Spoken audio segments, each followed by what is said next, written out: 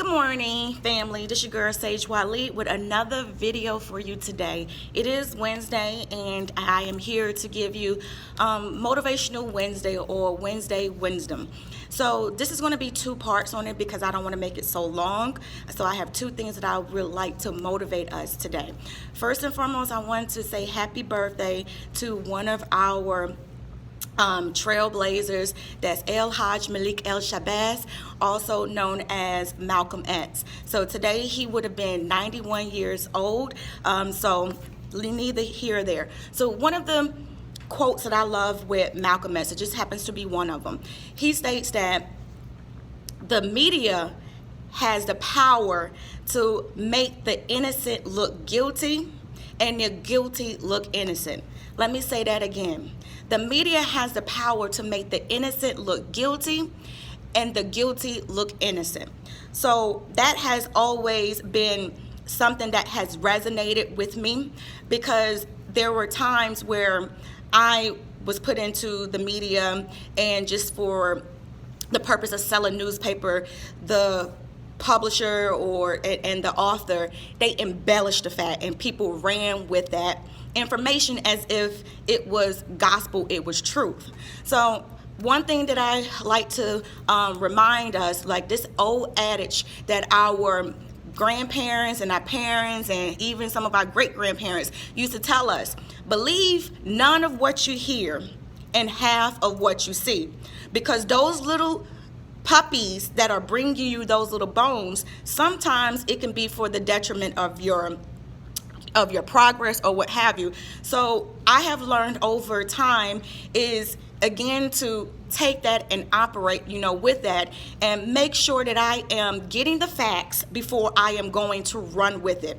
I appreciate them for bringing me that information, but I'm not going to act on my emotions, or I'm going to be slow to be reactive. And so that is something that I see within our community. When I'm talking about the community, is not just with African Americans, I'm talking about Americans, period. That the media has all the power. So if you look at when we're the media, who owns it?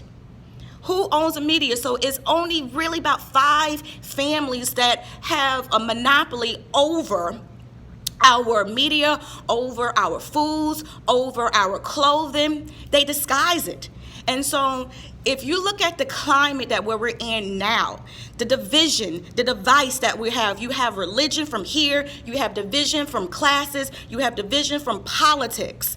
So I pay close attention to this. This is how I was raised, how my parents raised me. As I stated before, I was raised in a militant household. My father and what my parents instilled in us: make sure that you read. And that's one thing that we as a society, we're getting closer, further and further and further and further from reading.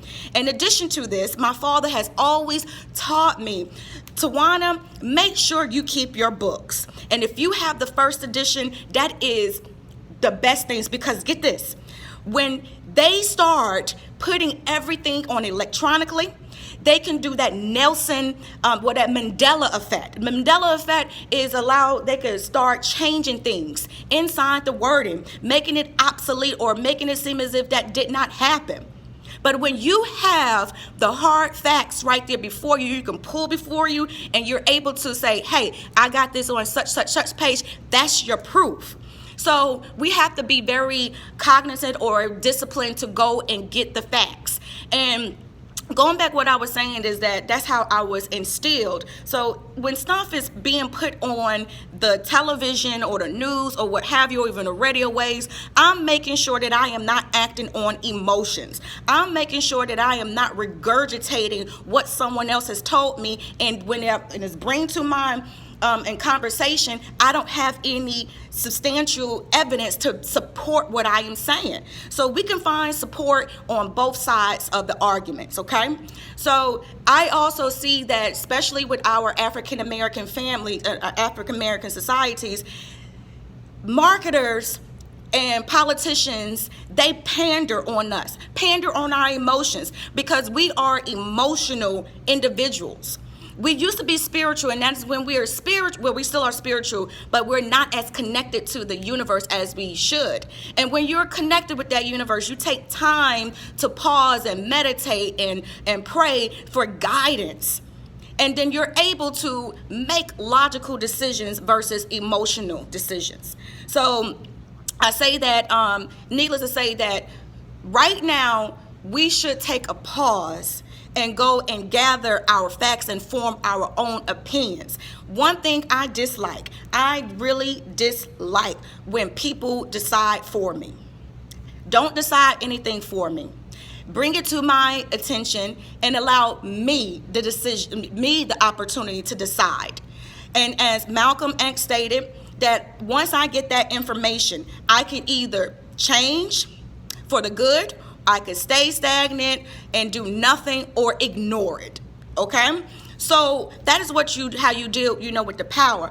And going on to our brother Malcolm X. Yes, we know that some people considered Malcolm X as a militant and had his cause and everything like that. He united it. He united and gave confidence, instilled inside our African American of our identity, showing how powerful we are, and not allow us to be manipulated by the masses.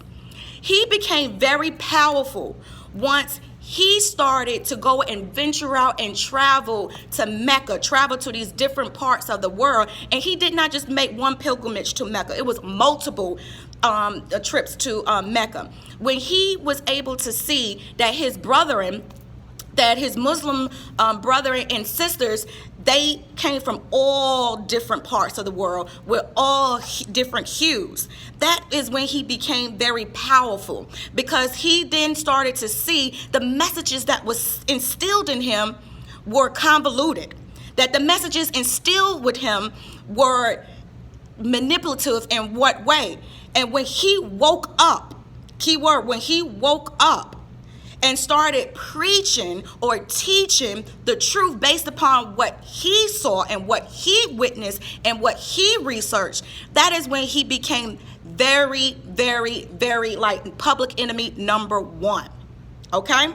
So when you know who you are, when you know your worth, when you know the lies, and when you know how to go and research and using that left side of the brain and that right side of the brain, when you're operating in truth, when you're operating in love, that is when you're powerful. That is when you are unstoppable.